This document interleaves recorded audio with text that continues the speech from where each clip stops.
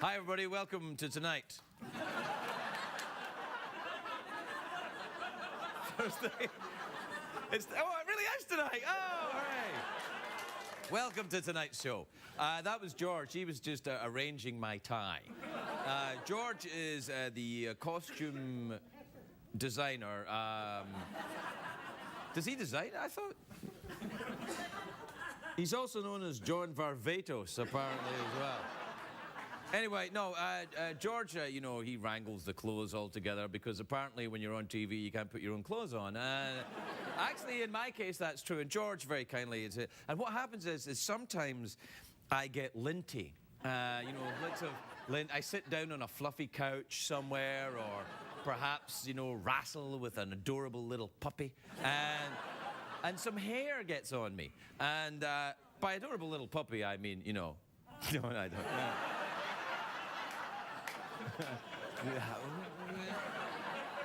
So, no, I get linty, but George has this lovely thing for getting rid of lint. It's like a sticky wand. And what happens is that when I get linty, you know, if I've been wrestling with an adorable puppy, he gets his sticky wand and he rubs me all over. Rubs me all over with the sticky wand.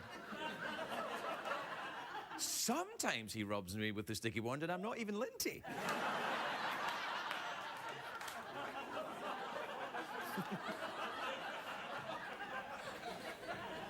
You've probably guessed by now that I don't have much in the way of material this evening. Which makes this show exactly the same as every other night. But we'll do the best we can for you. We'll be right back with Sigourney Weaver and Stuever, everybody. Stuever.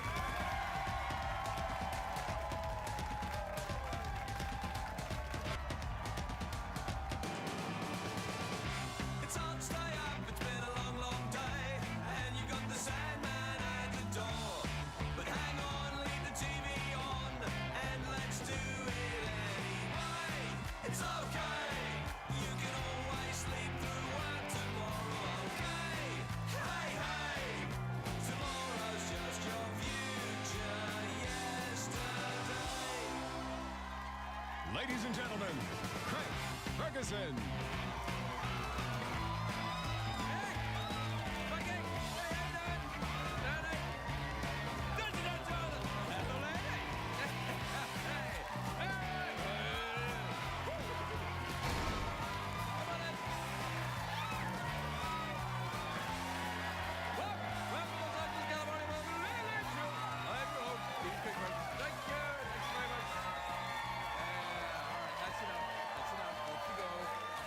Quietly now. All right. That's enough. Please, let it go. I have to say, it sounds a little insincere. And I'll tell you why, because I'm waiting back there just because we're live right before I come out. I was just waiting back there, all excited to come out and everything. I was like, oh, I can't wait to see the ladies and gentlemen of the studio audience. And then I hear the warm-up guy, Chunky, say, "Are you ready to laugh out loud?" I'm like, and it sounded scary to me. I'm like, what? Because if you don't laugh out, there's none of this. None of this. No internal amusement. Everything has to be expressed out loud. But you at home, you can keep it buried deep inside you.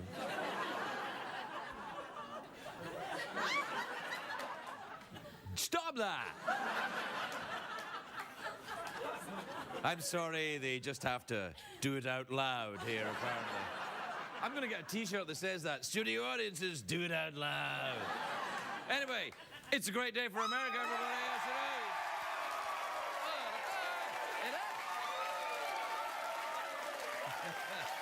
it is. It is a great day.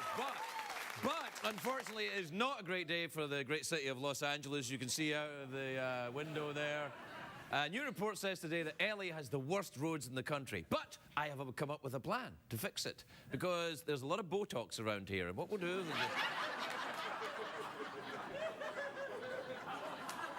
I don't know if that... Is that how you put Botox in? No. Because I've never come across any Botox before. Oh no, just diet and exercise for me. Anyway, a great day for America, not a great day for North Korea. Did they ever have a great day? Probably not. Anyway, North Korea's lovable dictator, the hilarious Kim Jong-il, has declared that his citizens, and I'm not kidding, the citizens of the nation must follow hairstyle requirements. There goes my vacation. They'll never let me in now. Do we have a picture of Kim Jong-il? There you go. That is one angry lesbian. Look at that. Look at that. Anyway, Kimmy wants the North Koreans to change with the times. From now on, he wants the people to wear their hair like this. Let's have a look at them. There you go. Let me see that again. Is that meant to be, that's meant to be Kate from Johnny K? Oh, I get it. That's one angry lesbian with 8 kids right there. Anyway, it's a big anniversary today. Mine? No, but mine's is on Monday. I remembered just in time. No, it's 106 years ago, this very day, the Wright brothers of America, I think it was North Carolina? Mm-hmm. The first airplane flight was, the first airplane fight was about 2 days after they started serving alcohol on airplanes. But the first airplane flight was 100 and something years ago today. 106? 106. So that, and the first flight was just 12 seconds long. It would have been shorter, but they had to change planes in Atlanta.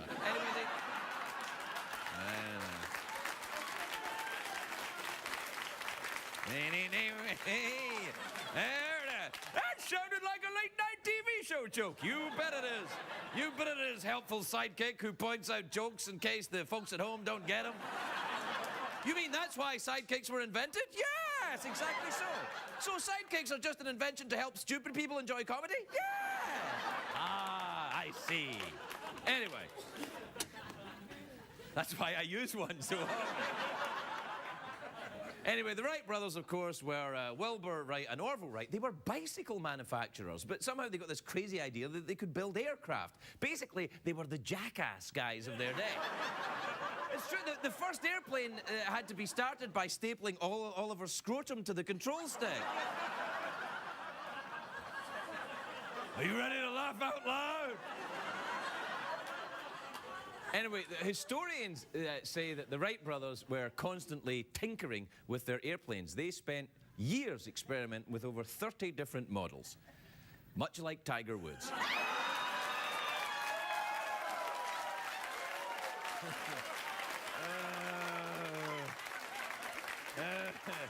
Hey, Greg, was that? Whoa, is that a Tiger Woods joke? Yeah, it's a Tiger Woods joke, you see. Good. Now, I've said this, but I've told you this before. I love the aviation. I'm an aviation buff. I am. I do. I like it. There's something magical about looking down at it from above. You know, everything looks great from above. Buildings, freeways, cleavage, everything looks awesome.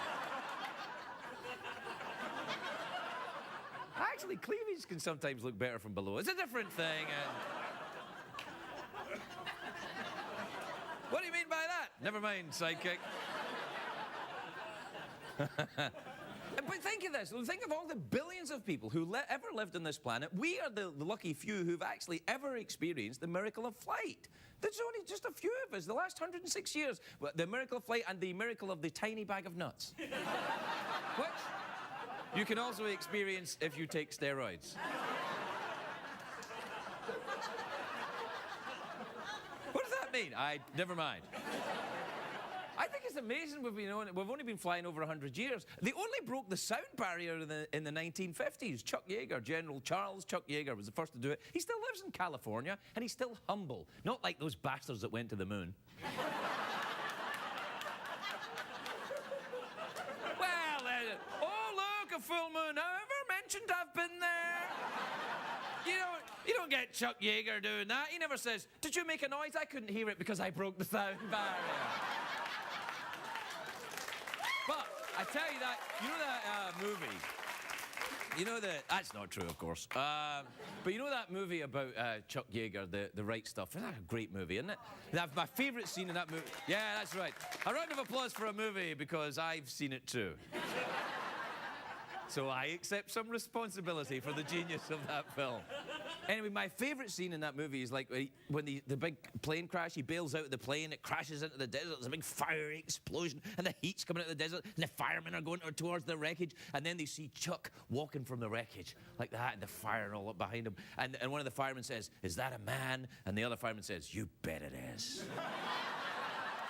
That's awesome. It's the same thing I said last night in a bar in West Hollywood.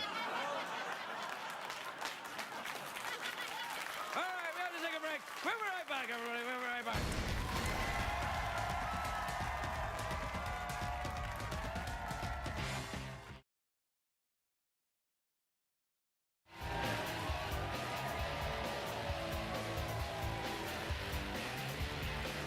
Welcome back, everybody. Welcome back. Welcome back to the big show, which is tonight, Thursday. It actually is.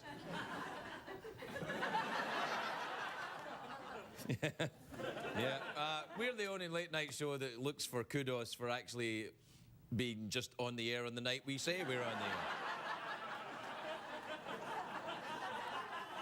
Hey, I know this show's crap, but it's honest crap, all right? Honest crap.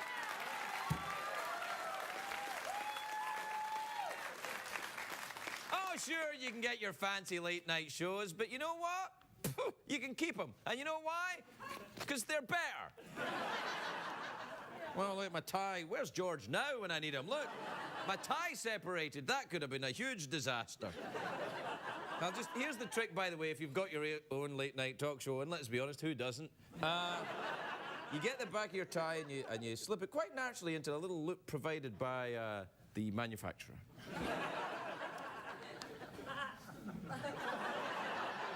All right, let's get to the emails. What's that? Well, people said, oh, you'll figure it out.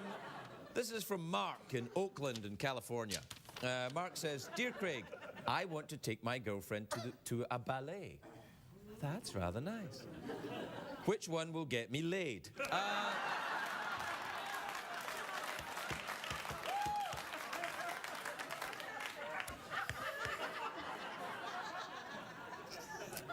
I don't know that much about ballet.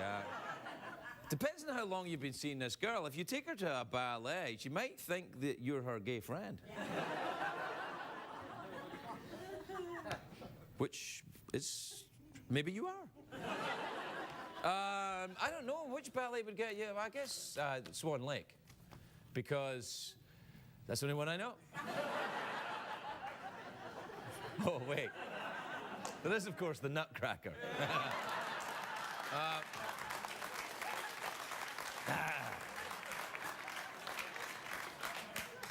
Which I'm sure that's the one you had in mind when you sent the email.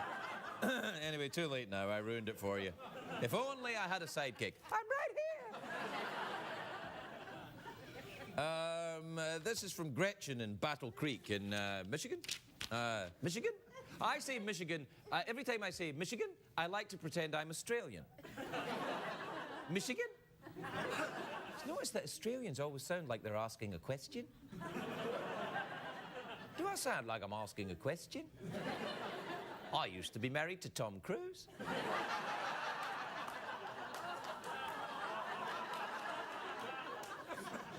Anyway, Gretchen in Battle Creek, Michigan, says, Craig, can you name all of Santa's reindeer, and which one is your favorite? That's easy. There's Prancer, Dancer, Zippy, Regis, Corky, and Bill.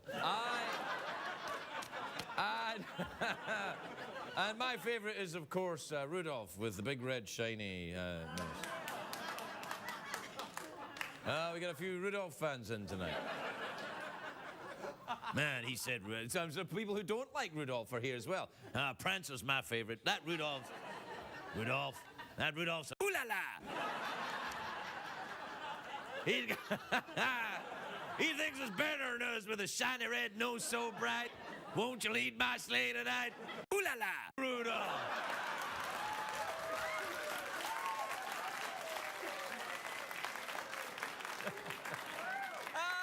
Good times. wives. I know, ladies from East Bay are very upset about that. All right, some ladies in from East Bay. They said they were from Tennessee, and then they admitted they were from East Bay. Anyway, when I cuss, they get very mad. It's almost as if they were expecting some kind of broadcastable show. Anyway, this is from Carissa in Marysville in Ohio. Clarissa says, Dear Craig, my friend Sarah and I are getting an apartment together. Well, that's adorable. Would you be interested in being our third roommate?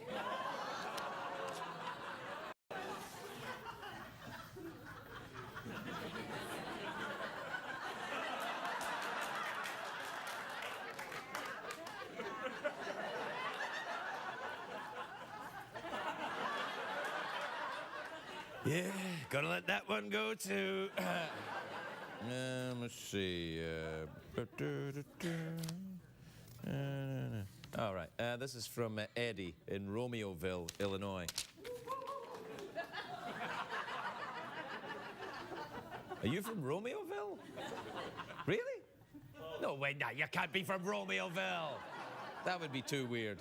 Because that's like, if it was Eddie in Romeoville and then you two, that would be like the population of Romeoville, wouldn't it? Anyway, wasn't that a movie once with Leonardo DiCaprio, Romeoville? It wasn't, but it sounds like it could be true, though, didn't it? Did you see him in Romeoville? Oh, he was awesome. He was so great. That was before Titanic, when nobody else knew about him. I knew about him and I loved him, but nobody else knew about him. And then after Titanic, everyone loved him, but I didn't like him by then. I only like things when other people don't know about them, and then when they know about them, I don't like them. Why is that? Because I'm an internet douche!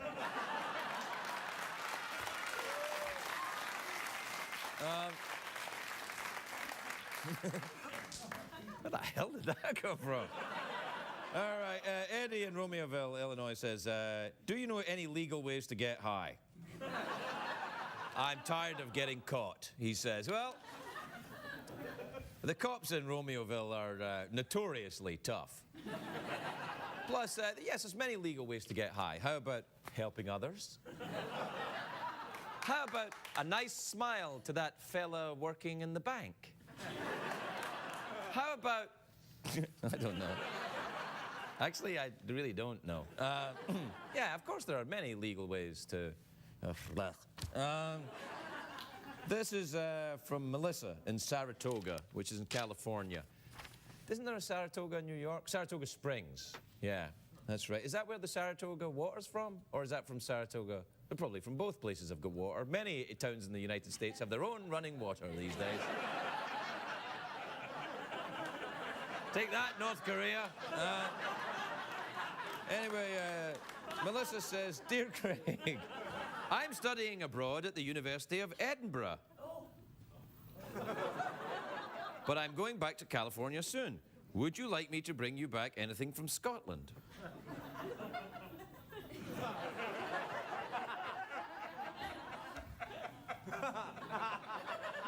No. We're right back, everybody.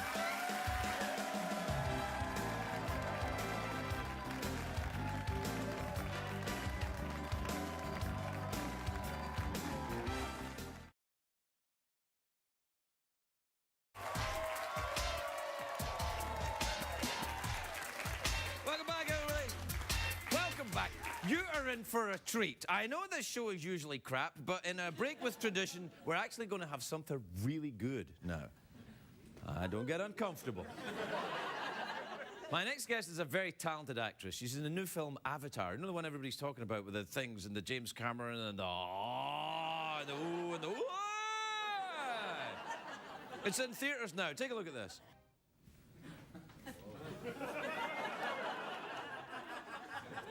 Oh, she's so awesome. Please welcome Sigourney Weaver, everyone.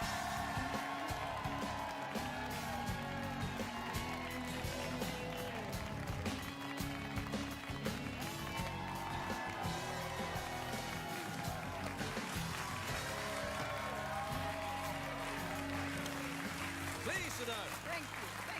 Sigourney Weaver, look at you with your all dressed up and you look gorgeous. Look at you, you're fantastic. I match your couch. Oh, yes, we got this at a garage Oh, sale. really? Yeah. I got this at a garage sale. No, you did not, Sigourney Weaver. First of all, may I congratulate you on getting your nominations for the SAG and the Golden Yes, Globe as thank well? you. Is that- Thank you yeah, very right. much. Do you get blasé about that now? Do you get blasé about the awards and think, oh, screw it, I got a bunch of them? Oh, no, I certainly don't get blasé. No, I mean, it's actually, it's a great honor, and especially coming from SAG, for instance, you know, which is our Screen Actors Guild. community. Yes. It's a great honor to be thought of. Yeah, well, that means other actors think you're good and they don't hate you even although you're successful. That's right. Yeah. It means I fooled them. Yeah, that's good. Now tell me about the Avatar movie. It's as good as everyone's saying. Everyone's saying this is the most amazing movie with the giant things and the... Well, you know, I've only seen it 3 times. Right. But I do think it's the most awesome movie I've ever seen. Really? Are you serious? Absolutely. Now, what's the deal with the 3D thing? Well, the 3D, you know, You wear it's the not- glasses? You wear the glasses, but it's not like these sort of lame 3D movies that kind of go like this, you know, and you're I looking... do that again. Will you do that again? I didn't have my glasses on. Okay. No. You know, I always end up seeing a 3D movie in a 2D movie theater, so suddenly I see this very lame, long scene where things are sort of flying around, and my husband and I look at each other and we go, oh, it's a 3D movie and we're in the wrong kind of theater. Right, yeah. But in you want to fact- smoke a little more pot before you go in there. No, we never smoke enough. All right. But actually, this movie, the reason it's so, I think, exciting is that the story is so good, like all Jim Cameron movies.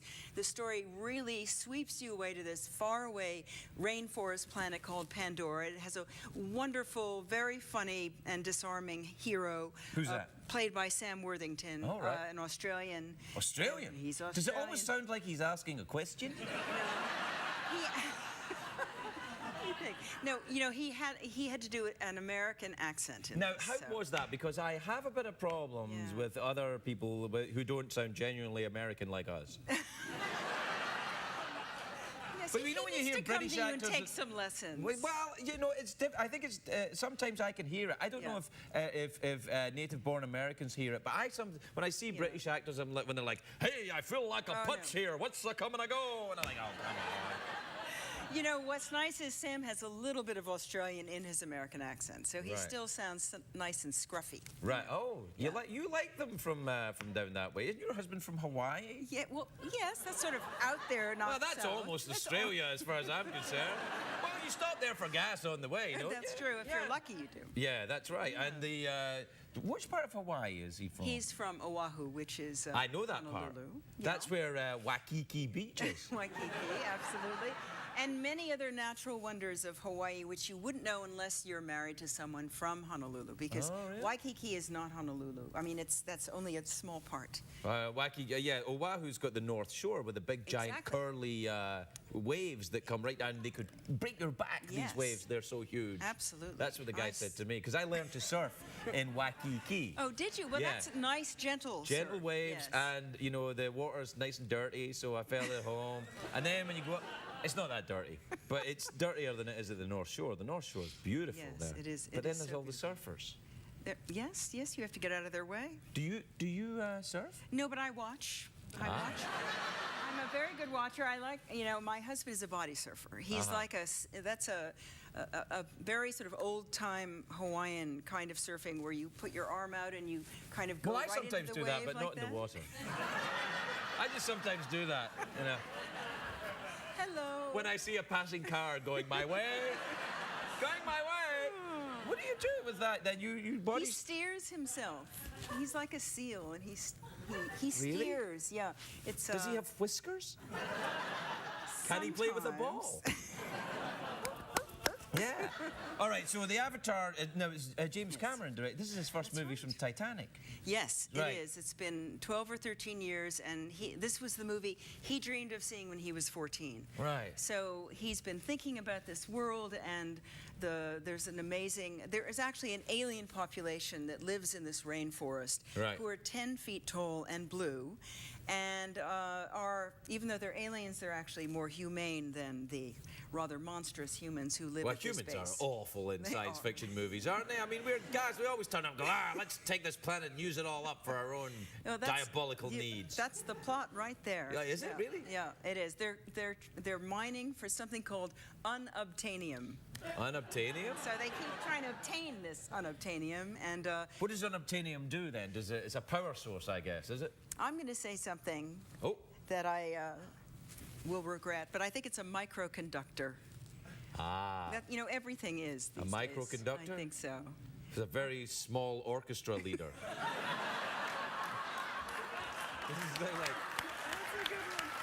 ding, ding, ding, ding, ding, ding, ding, ding, ding, ding. Well, that is adorable. Dee, dee, dee, dee, dee, dee, dee, dee, dee, dee, dee, dee, and trumpets.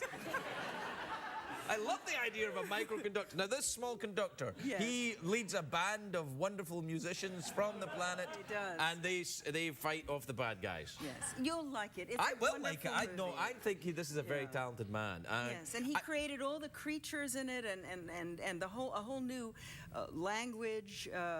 Fiscaun Sengari.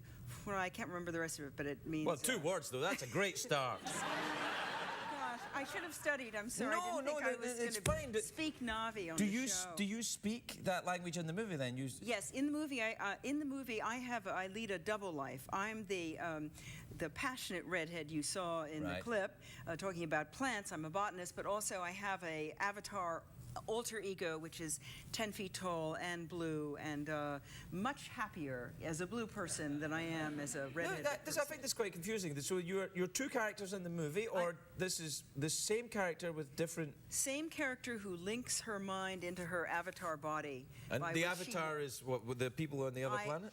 Yes, I have a Navi body. Oh, So, I'd say so.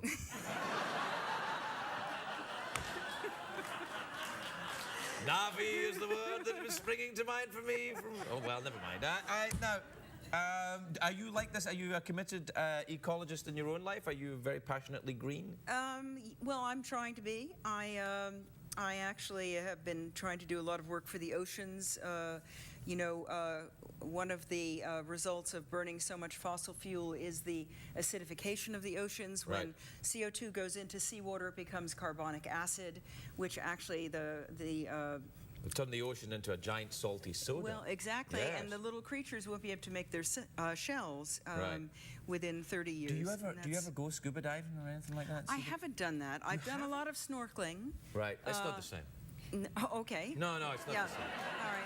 No, I've done snorkeling and scuba Yeah, diving. Get really? into the scuba oh, really? diving. Oh, Okay. it's awesome. Well, I know that part of the sort of world that Jim Cameron has created is inspired directly from all of his underwater discoveries. right, You know, yeah. he's been deeper, I think, in his submersible than almost anyone else. He's gone down with the Russian Mir submersible people and has seen species All the that way no one down else to has the seen. ocean, But when like, the yeah. giant squids and the And so a huge- lot of the creatures actually are inspired by the sea creatures. Their coloring sounds and good. the way they move. I mean, it's dazzling. The movie is so dazzling. I really want am everyone looking forward to see to it. seeing it. No, I Yeah. will go and see it. This Yeah. is a major event in American cinema. I'm looking forward to Yeah. seeing it, and it better be good. Oh. And I promise, or we'll have to talk. Or we'll but, talk again, yeah, because the yeah. whole Navi thing will The only whole- get you I so know, far. I'm sorry All about my right. Navi. I've The gotta very work on lovely that. Sigourney here, everybody. We'll be right back.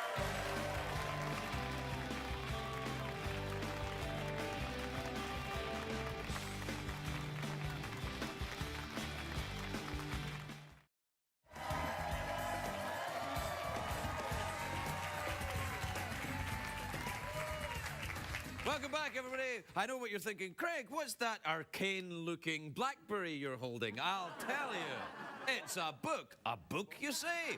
Let me take you down memory lane.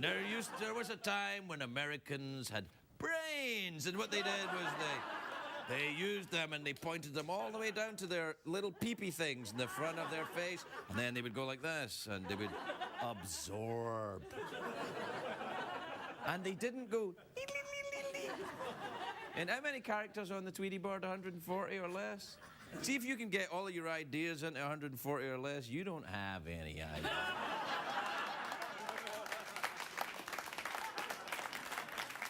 Tweet away, my friends. Tweet away. All right. This is a book, and it's called Tinsel.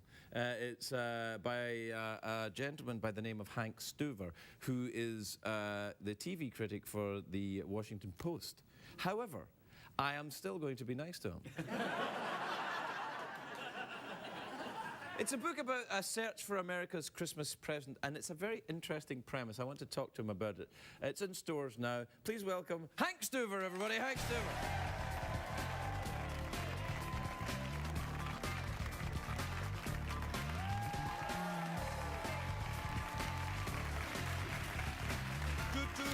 Welcome, Hank.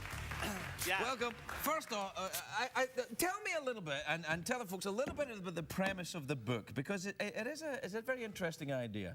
You know, you go into the bookstore this time of year, Right. and there's that table of really sweet, syrupy Christmas books. And autobiographies, for example, American on Purpose by Craig Ferguson. Right. Yeah.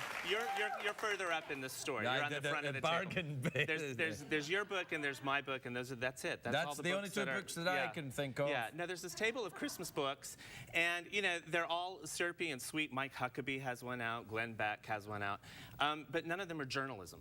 Right. Nobody's ever just followed people through the joy and the hell of Christmas. Yeah, a lot of people have a tough time during the holidays. I think that's the kind of...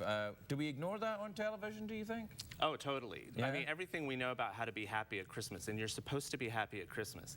It's a big yeah. pressure, that, Well, we got isn't that it? from the Victorians. Really? Over from your part of the world. Yeah, that's... Yeah. Well, not necessarily my part If you're of not the happy world, at Christmas. Perhaps people who colonized my part of the world. But I see where you're going with it. Like, if you're not happy at Christmas, then something's wrong with you. Right, that's the idea, yeah. And what about all those times that you sit in the parking lot at Target, and for some reason, you don't know why, it's December 20th, and you're breaking out into a sweat or tears, or you have just, you're anxiety-ridden. I don't need to be at Christmas for that. I just wanted to follow people through their real And emotions. so what did you do? through You Christmas. followed three different families? I moved to this suburb of Dallas called Frisco, Texas. Right. And I followed three families through 3 years of Christmas. Whatever they were doing, I did too. All of their shopping. You know, Frisco has 7 million square feet of chain retail in like a 1 square mile area. So it's got all the malls, all the big box stores, big box churches, big box dining, you know. So I just followed people through their lives. Right. And watched them sort of, you know, rise and fall on the joy and grief of Christmas. Right. And what did you learn about Christmas then? What conclusions did you draw about a contemporary American Christmas? Christmas is the great American mind bleep. Hey, now! What do you mean by that, Mr. Scrooge? Tell me what you're saying. Right. You see my green fur starting to grow? No, I wouldn't let you go that far. Christmas is fraught. I mean, Christmas is supposed to be our happiest time of the year, but we submit ourselves to this $500 billion experience every year. We spend more on one Christmas than we've spent in Afghanistan so far. Right. But for different things. But for different things, yeah. Although... Well, I think that's reasonable. I don't think we should be buying the Taliban Christmas presents. They haven't been very nice to us at all. They're off the list. Terribly naughty. Yeah. They're getting nothing from me, I tell you that. I just send them gift cards. Yeah, no, it's maybe a card. But that's it. A card written on... Ooh la la! Taliban written on the card. Yeah.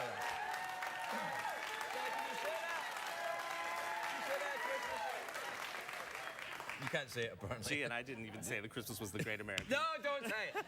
Anyway, so you think are you against Christmas? Is that No, what you're I'm saying? totally for it. Right. You know, I thought I would do this book in one Christmas. I thought I would go in there really fast, make a lot of fun, make some jokes, explain the weird economy of Christmas and all of that, and then I'd be out of there. Right. I stayed 2 more Christmases because the people in the book really kind of melt my heart, you know? Right. And Did your heart it's grow complicated. 2 sizes that day? It did, and I taped antlers to a dog, and I came down the hill. And all the people small, And like little microconductors? And and I put like $20,000 on my credit card and bought everybody something. Did you go nuts? Did you go and buy? Actually, I did shop every day that I was Right. there. I went to the mall every single day. I worked out with the stroller mommies, you know, who are trying to work off the pregnancy fat in the morning. Yeah, like, and the instructor loaned me her stroller and her kid, and we went through all this whole workout. Really? And then, you know, I would shut them all down at night at the bar at the Cheesecake Factory. Well, this is why you hate Christmas, because you stayed in the mall too long. That's Christmas in America now. No, I don't know. Is it really? I mean, there's always every year people always complain about Christmas is commercialized and Christmas is this and that. But really, the whole idea of it, though, is actually pretty nice, right? Are you a believer in the virgin birth and all the religious connotations of Christmas? Oh, sure.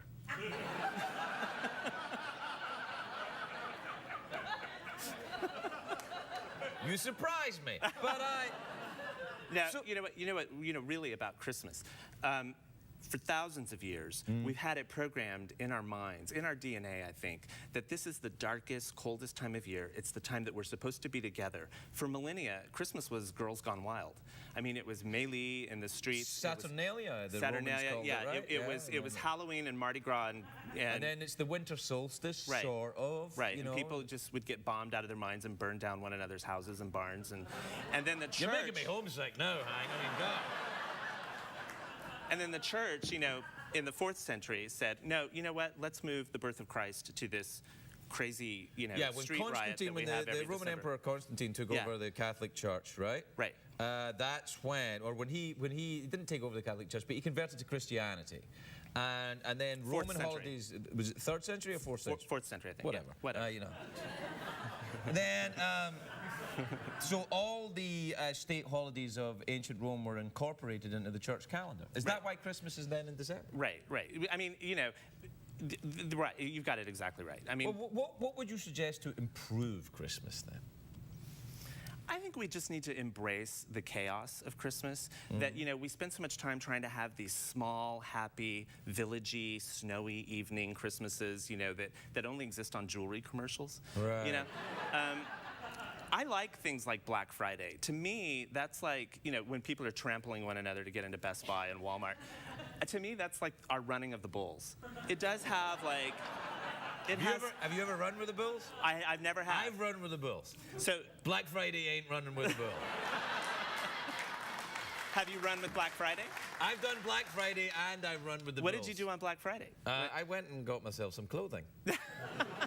Which I actually needed after running with the Bulls as well. It's like, you know, I guess our culture is still young. America is such a young country. We don't have, like, you know, sort of authentic, nice, you know, pre-approved moments of culture like that. So we sit there and we watch TV and we're like, who are these crazy people doing Black Friday? I would never do anything like that. But I think people are just trying to connect, and that's what Christmas is about, just trying to reconnect with one another in some way, because we live in these sort of prefab environments that are shopping malls and box stores, and just to rub up against, you know, other people and see other people and be with other people. You get yourself a restraining order. Right. Well, But that's listen, why I it's a can't. fa- That's we're why. out- we're out of time though, Hank. But listen, it is a fascinating premise, and I'm going to go through this and learn about these 3 families in their 3 years of Christmas. They're really great. Yeah. Hank, it's lovely to finally talk to you. Hank Stuever, everybody. Thanks. We're right back. Thank you.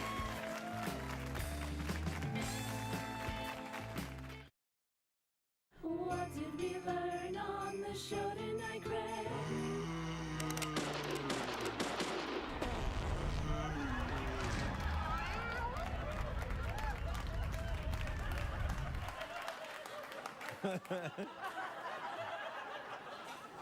We spend the entire budget of the show on that crap.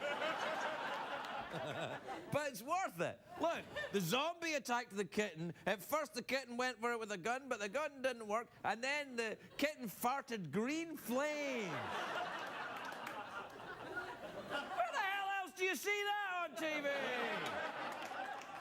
You're welcome, America. We'll see you tomorrow. Good night.